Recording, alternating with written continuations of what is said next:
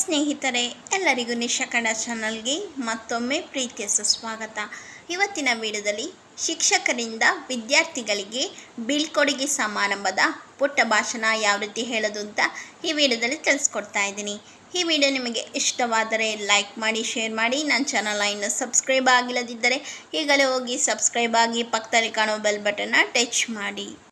ಗೌರವಾನ್ವಿತ ಪ್ರಾಂಶುಪಾಲರಿಗೆ, ನನ್ನ ಸಹೋದ್ಯೋಗಿಗಳಿಗೆ ಮತ್ತು ನನ್ನ ಆತ್ಮೀಯ ವಿದ್ಯಾರ್ಥಿಗಳಿಗೆ ಶುಭೋದಯ.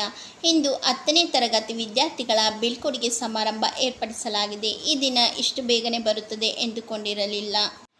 ಈ ಸಂದರ್ಭದಲ್ಲಿ ನಾನು ನನ್ನ ಅನಿಸಿಕೆ, ಅಭಿಪ್ರಾಯ ಹಂಚಿಕೊಳ್ಳಲು ಬಯಸುತ್ತೇನೆ.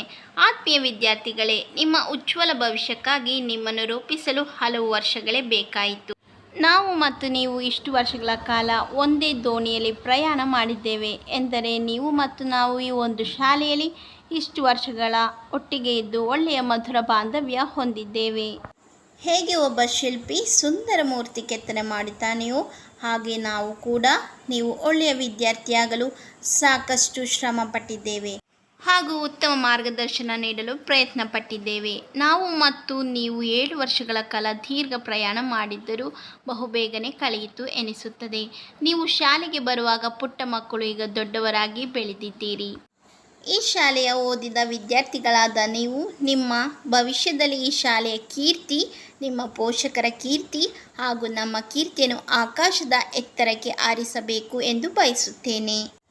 ಯಾವತ್ತಿಗೂ ನಿಮ್ಮ ಜೀವನದಲ್ಲಿ ಹತಾಶೆ ಪಡಬೇಡಿ, ಸೋಲನ್ನು ಒಪ್ಪಿಕೊಳ್ಳಬೇಡಿ. ಯಾವಾಗಲೂ ನಿಮ್ಮಲ್ಲಿ ಬಲವಾದ ಆತ್ಮವಿಶ್ವಾಸ ಹಾಗೂ ನಿಮ್ಮ ಮೇಲೆ ನಿಮಗೆ ನಂಬಿಕೆ ಇರಲಿ.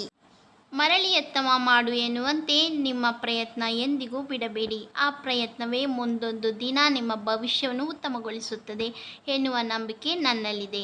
ಸದಾ ಎಲ್ಲರೂ ಸಂತೋಷವಾಗಿರಿ ಎಂದು ಆಶೀರ್ವದಿಸುತ್ತೇನೆ. ಈ ಸಂದರ್ಭ ಎಲ್ಲರಿಗೂ ತುಂಬ ಭಾವನಾತ್ಮಕ ಕ್ಷಣವಾಗಿದೆ. ನಿಮ್ಮೆಲ್ಲರನ್ನು ಬೀಳ್ಕೊಡುಗೆ ಮಾಡುವ ಕ್ಷಣ ಇದು. ಬಹಳ ದುಃಖವಾಗುತ್ತದೆ. ಆದರೆ ಇಲ್ಲಿನ ಉತ್ತಮ ಮಾರ್ಗದರ್ಶನ ನಿಮ್ಮ ಮುಂದಿನ ಭವಿಷ್ಯಕ್ಕೆ ದಾರಿದೀಪವಾಗಲಿ.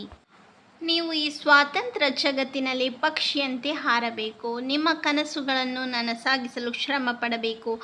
ನಿಮ್ಮ ಶ್ರಮ ಜಗತ್ತು ಮೆಚ್ಚುವಂತೆ ಮಾಡುತ್ತದೆ.